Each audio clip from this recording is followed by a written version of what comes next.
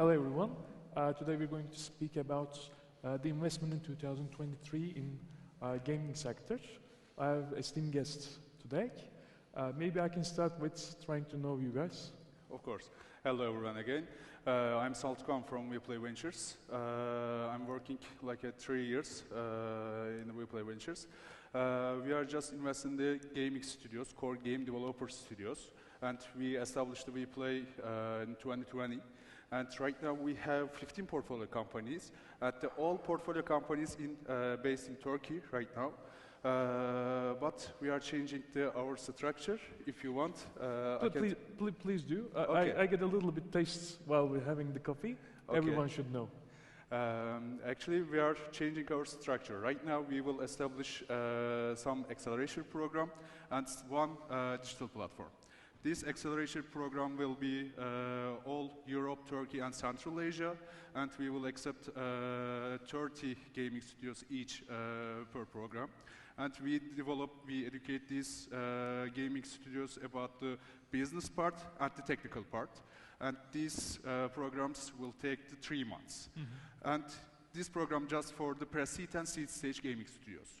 And after this acceleration program, we will accept these successful gaming studios for our digital platform. It's called WePlay Stars. Mm-hmm. WePlay Stars, one of the advisory and networking platform. And we will add some successful gaming studios, and we will add the sector professionals from gaming sectors. And our just aim to want to connect each other, these guys. Mm-hmm. Because sometimes gaming studios can't reach out to these sector professionals. I mean, these professionals can be from publishers, edtech tool companies, analytical companies, etc., etc. And our other aim, we wanted to take feedback from the sector professionals. Okay, we are investor, we are really good, have know-how about the business part, strategy part, but we don't developer. So we just wanted to take a feedback about the technical part. Mm-hmm. And after this platform stage, WePlay Start stage, we can invest in these gaming studios actually. When is going to start?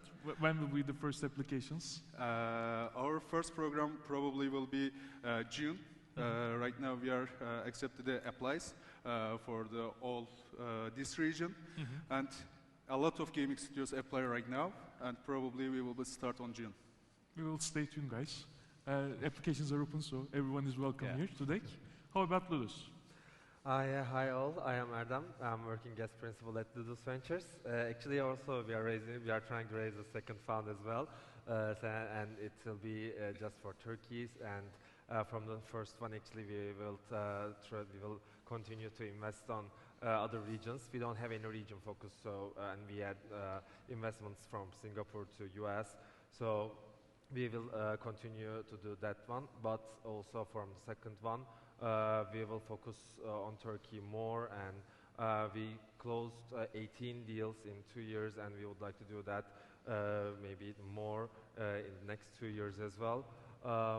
Yeah, these are from my side actually. What's the percentage of gaming in this investment? Right now, that 100% mobile gaming and the gaming related ones also. We have some edtech investments as well about mobile gaming too. But just a mobile gaming and mobile gaming related. Did you announce the next round's size, or is it a secret from today? Sorry about the next fund, the size of the next fund. The size of the next one, actually, it's right now we have a purpose, but I don't want to say that. Maybe we will be up to that one. Mm-hmm. So we will announce it in Q3, I think, and we will close everything. So we will be waiting for that as well. Ekin, long time no see. It's been, I think, 2 or 3 years that we haven't been on stage together. Yeah. So everyone needs to know more about you.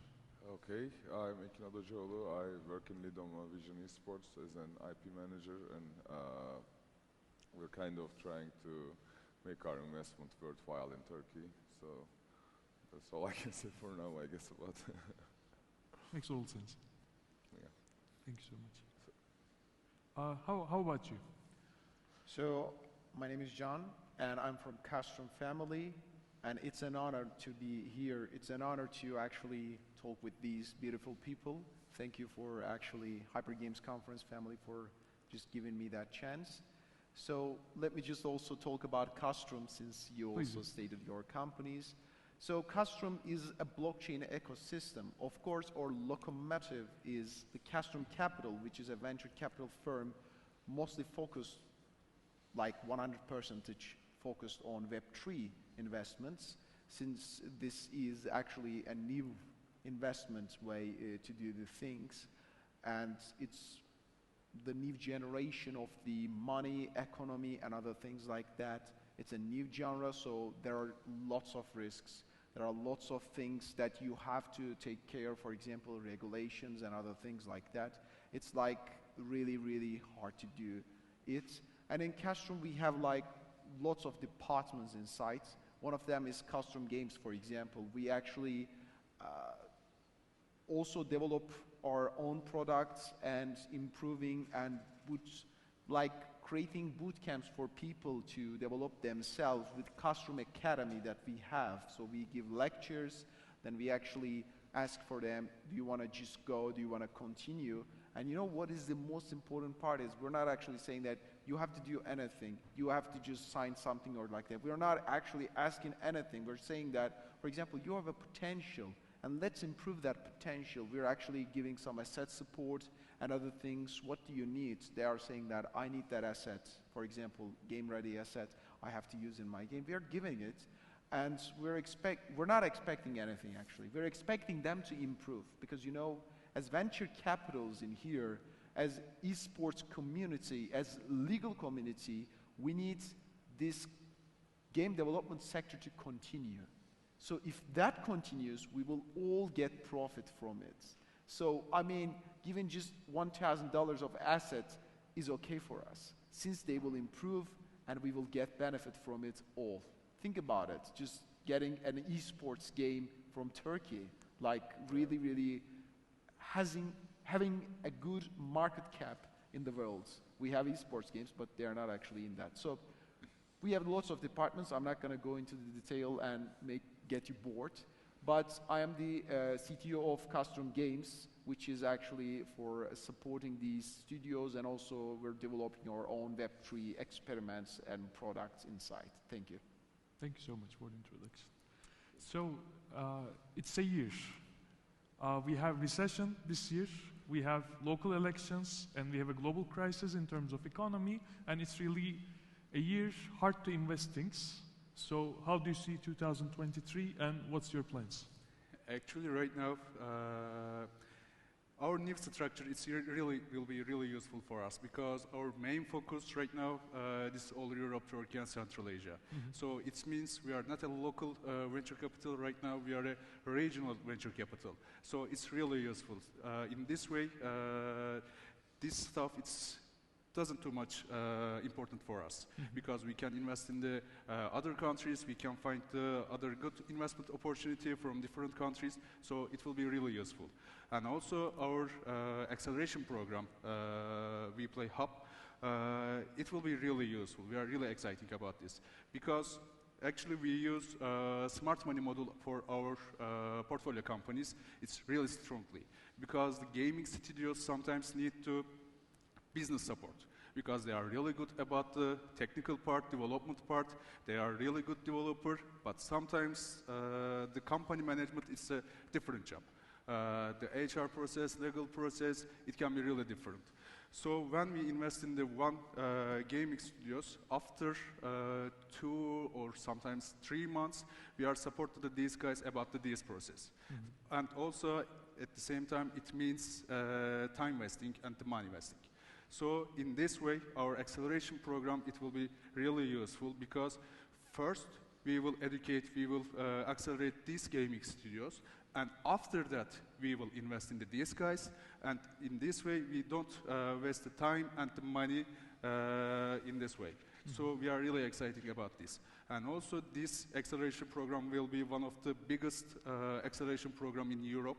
So we will really excited about this. And also digital platform part. Sometimes we see these platforms, but in general they don't really strong or huge. So our main focus, we wanted to create ecosystem with the WePlay ventures. So we are really exciting, and we hope 2023 will be great for all of us. You're more optimistic than I'm expecting, actually. Yeah. How about the investment pipeline? Are you going to make any investments before the election, or you're like waiting for the election? And how's your plans to invest in this Actually, year? we are currently talking with a lot of gaming studios right now.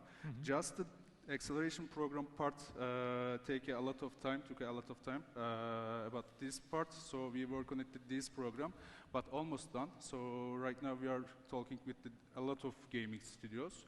Actually, it doesn't matter to us about the election part because the gaming ecosystem is a very global ecosystem. So Exactly. it's not affected the election or the other stuff. Yes, the gaming ecosystem can change really quickly about the hype or trend part, but the election or political stuff don't too much important, I suppose. Yes, sometimes it can affect the investment part because sometimes venture capital or investors want to wait to see election results or the other stuff. But for gaming studios, I think it's not too important. Thank you so much. Erdem, how you see 2023 and how Ludus sees the possible future? Actually, we did 3 investments in Q1, so that's why I think I couldn't say that we are so pessimistic also. So I agree with Saltukhan as well. Mobile gaming and the gaming is not affected the elections and some political issues in here because the revenue source is not here too. So that's why I think we are so lucky about that one. We invest on an industry that depends on maybe tier 1 countries and the US, UK and the other ones. So right now I think we are in better condition than any other industries, I think. And in 2023 I'm also not optimistic like that, but also we know some part of the business too. So for example, the tech companies right now, they have very huge cash in banks. So that's why right now, and dollar inflation also we have in global, that's why they would like to invest on something also. And the gaming is a very good way to also invest on for them. And to grow their companies also, they would like to invest, I think, and they will invest in Q4 and at the beginning of maybe next year, we will see some kind of very big investments from very big tech companies, I think. And about the valuations, for example, we also had a decrease because it was kind of like survival year last year. And I think it's very good to also invest on seed and pre-seed rounds these days. And for the elections, again, we do not have anything else, any idea about the elections, and we don't have any border inside of Ludus. And we are trying to also invest on more, and we did follow on investments, for example, to our also portfolio as well, and we have news about the new ones for that quarter too. So for Ludus Ventures, actually everything is going in right way, I think. Not good and not bad, but in right way in those conditions. Yeah. It makes total sense. Ekin, we heard too much about investment and how you see about 2023 about esports. What will happen? Are we going to have too much money in the esports, or are you waiting a recession in the industry as well, like the global economy? Do you consider Turkey only or globally? You can expand it.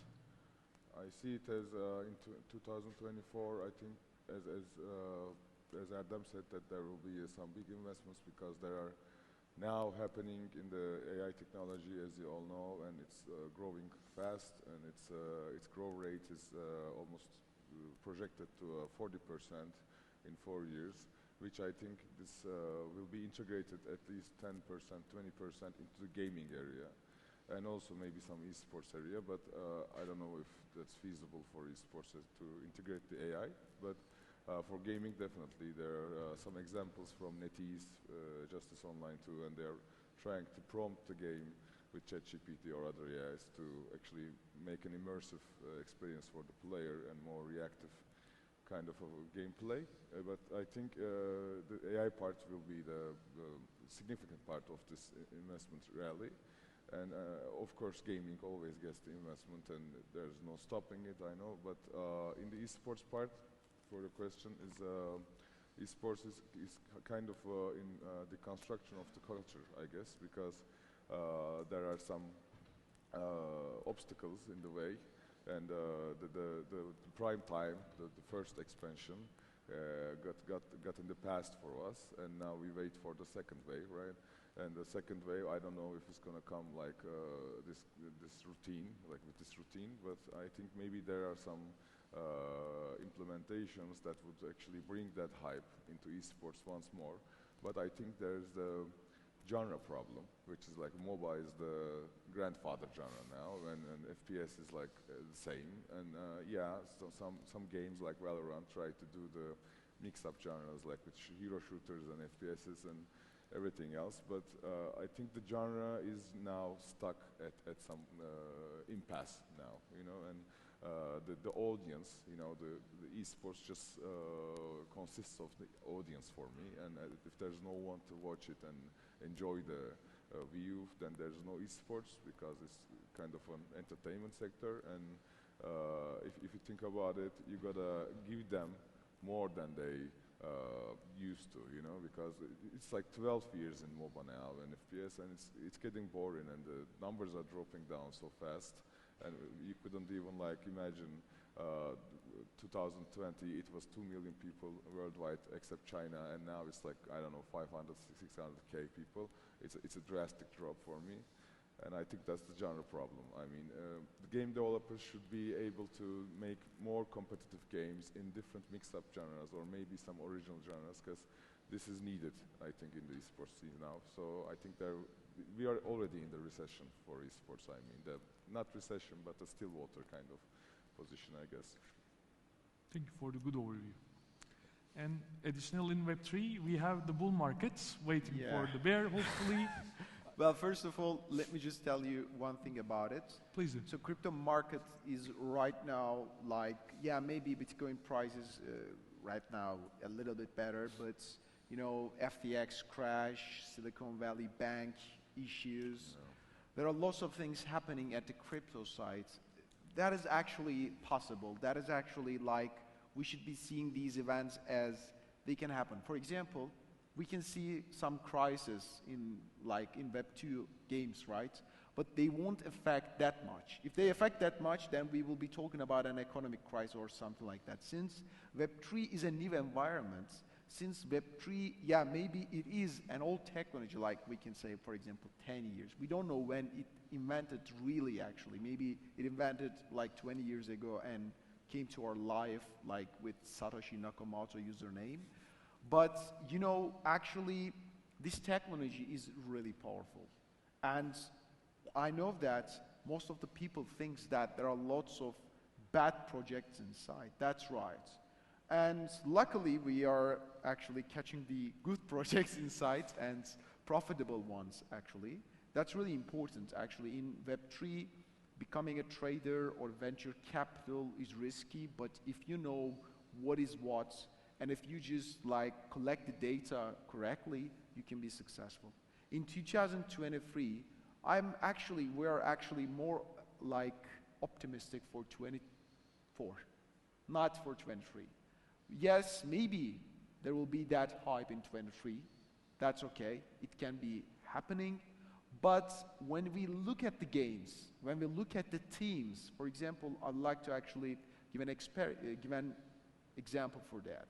For example, we lastly announced a strategic partnership with a team named Euphorica. When you see the team experience, there is a chief technology officer. Since I'm a CTO as well, when I see his CV, I'm saying that, oh my God, what the hell is that? I mean, that experience was waiting at the Web2 sites. And right now, they're not actually switching a site.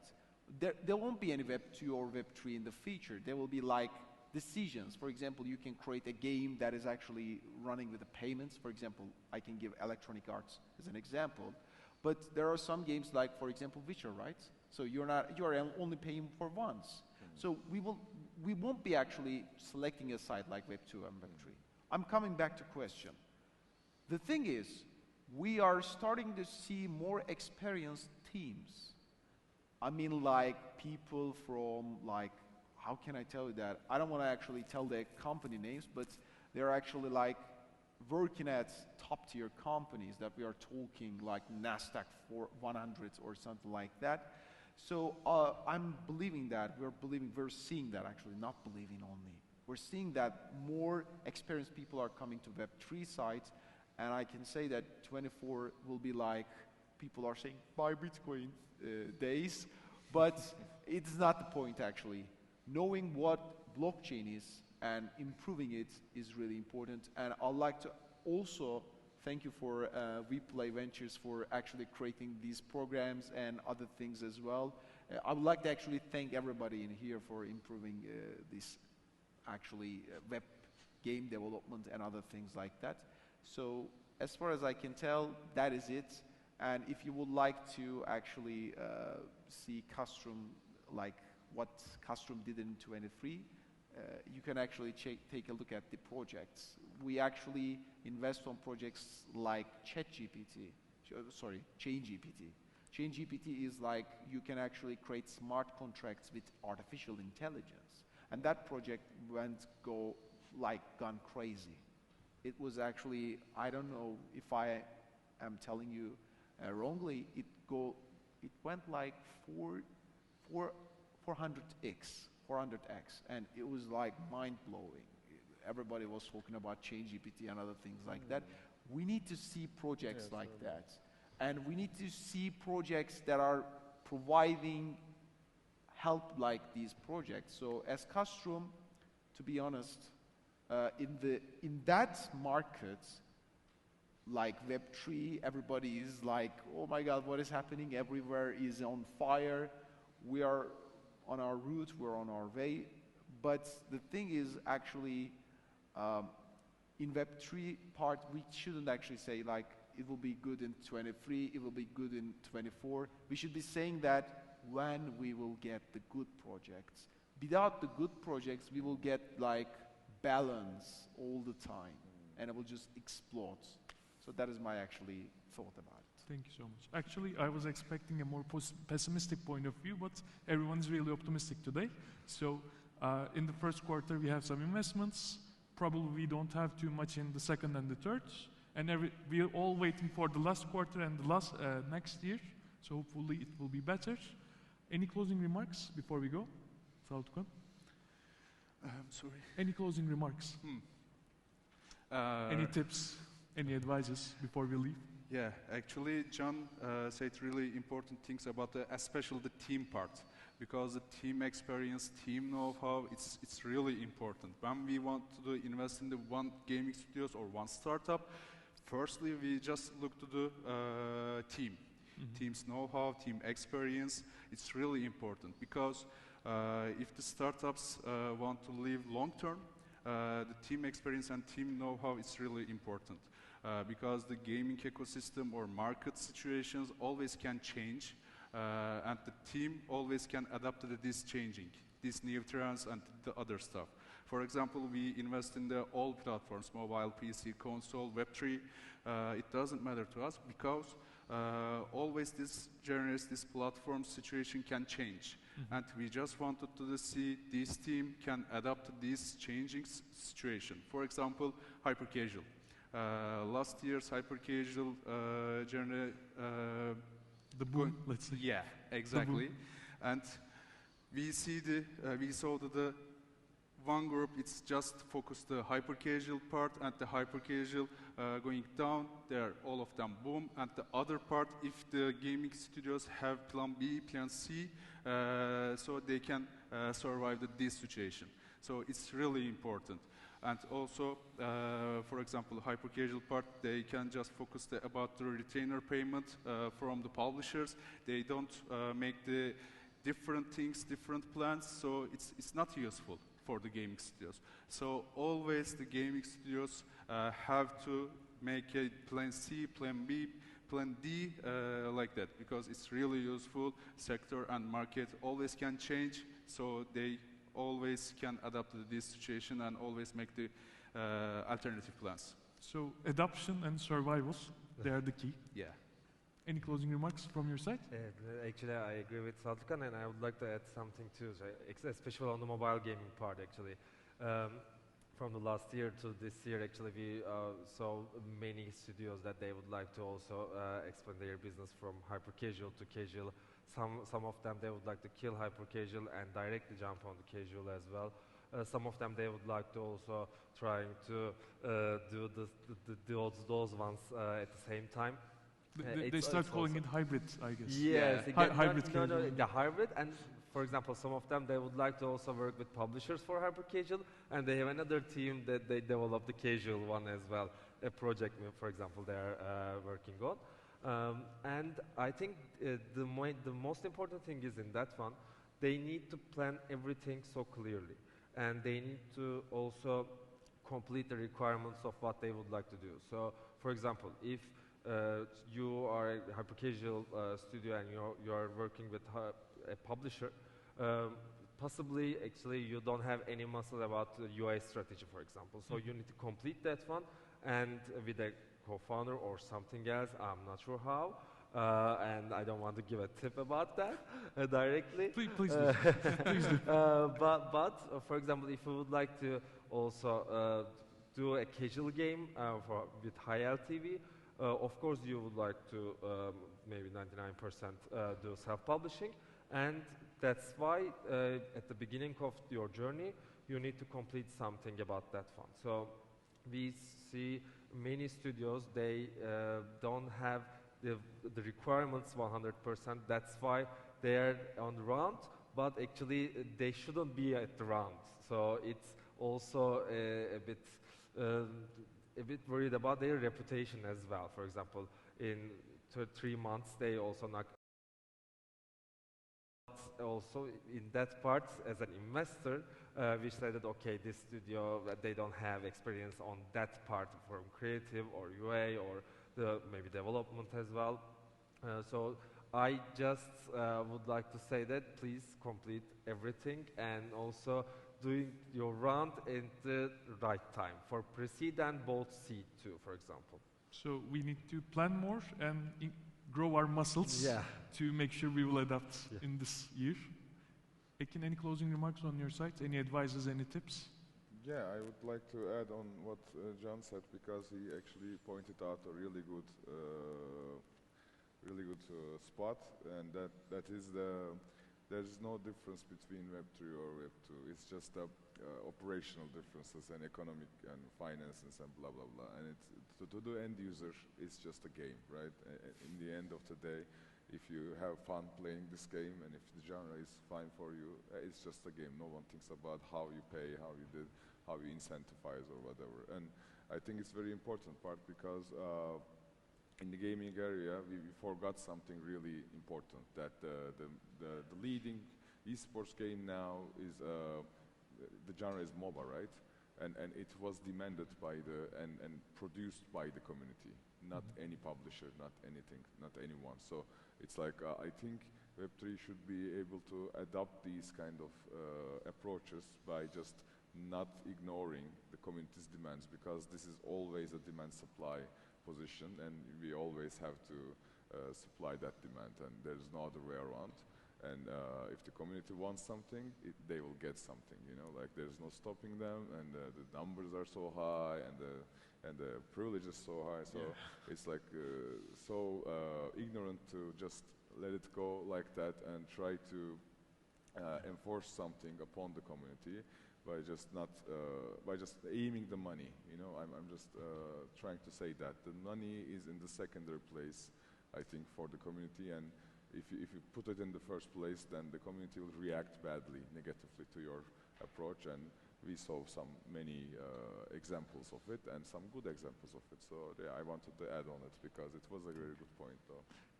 I couldn't agree more about the power of the community in the gaming sector. Any closing remarks from your side? Closing parts. Yeah. Well, actually, in Web3 side, the developers should be asking that question. What are we doing? Because, you know, most of them are not asking that. For example, let me just give an example.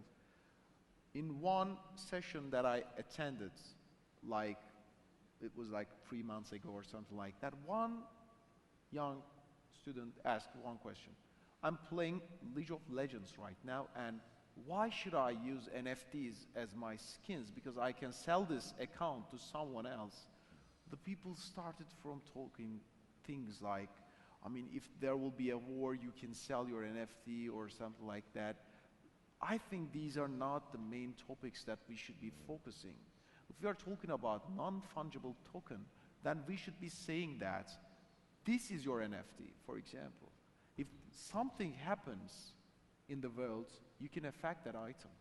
And that item will be saved in the world or something like that. There should be a lore you have to add to that item. So they will be like, for example, I mean, this is a bottle, right? I mean, we're talking like this is a bottle. But, for example, if that bottle gave by you, like, for example, your father, and he said some good words about it, like, when I was at your age, I was getting that half of the bottle, but you're getting a full bottle, falan. Something like that. That means something to you. In normal games, it is really hard to add meanings to the items. But for example, to NFTs, you can do that. You can add information, and it is all about blockchain. I mean, it's a network of data, and you can see every data inside, but you cannot do everything inside. That's a really powerful network. So, for the closing part, what I would like to add is, if you are interested in Web3, since we are at Turkey, we are powerful with the hyper-casual community. We are good at single-player games. We're not good at multiplayer. I mean, there are good people with multiplayer experience. I know that, I respect that. But at the multiplayer side, we have to gain experience. And what we see as custom is, people who are having single-player experience is trying to create games in multiplayer without adding people or adding 2-5 people. Multiplayer is a different thing. For example, if there are bots, if there are hacks in your game, the game is dead.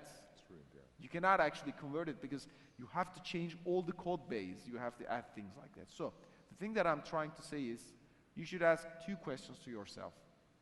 First one is, what am I doing? This is really important. There has to be a meaning for you to do that job.